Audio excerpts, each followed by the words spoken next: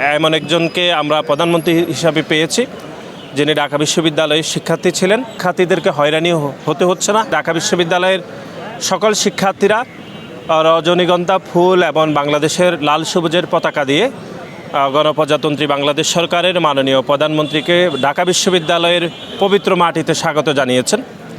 এটি আমরা মনে করি এটি একটা অভূতপূর্ব একটি মুহূর্ত, যে আমরা দীর্ঘদিন পরেই এমন একজনকে আমরা প্রধানমন্ত্রী হিসাবে পেয়েছি, যিনি ঢাকা বিশ্ববিদ্যালয়ের শিক্ষার্থী ছিলেন এবং প্রধানমন্ত্রী হওয়ার পর তিনি প্রথম ঢাকা বিশ্ববিদ্যালয় মাটিতে এসেছেন। এটি একই সাথে আরেকটি নতুন একটা ইতিবাচক রাজনীতির শুভ সূচনা হয়েছে, যে গত 17 বছর যারা অবৈধভাবে রাষ্ট্র ক্ষমতায় ছিল, যিনি অবৈধ প্রধানমন্ত্রী ছিলেন, তিনি যখন ঢাকা বিশ্ববিদ্যালয়ের পবিত্র মাটিতে আসতেন আমরা দেখতাম যে এরকম পেশি শক্তি প্রদর্শন হতো এবং একই সাথে একটা ভীতিকর পরিবেশ তৈরি হতো, আপনারা খেয়াল করেছেন।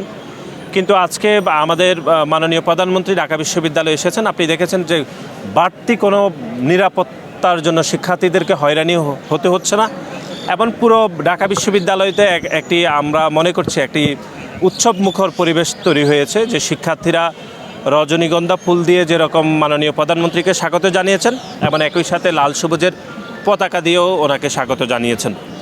আমরা বিশ্বাস করি যে গণতান্ত্রিক বাংলাদেশের আমরা স্বপ্ন দেখেছিলাম গত 17 বছর ধরে, সেই গণতান্ত্রিক অগ্রযাত্রায় আমাদের বাংলাদেশ ইতিমধ্যে প্রবেশ করছে এবং তার একটি নমুনা আমরা এখানে দেখছি, যে একজন সরকার প্রধান ঢাকা বিশ্ববিদ্যালয়ের মাটিতে আসলেও খুবই স্বাভাবিক উৎসবমুখর পরিবেশ বিরাজ করছে। কোনো বাড়তি কড়া নিরাপত্তা নেই, কোনো নিরাপত্তার কারণে শিক্ষার্থীদেরকে হয়রানি হতে হচ্ছে না, ক্লাস পরীক্ষাগুলো নির্বিঘ্নে হচ্ছে। আমরা মনে করি এটা একটা ইতিবাচক রাজনীতির আমরা মনে করি একটি মাইল ফলক।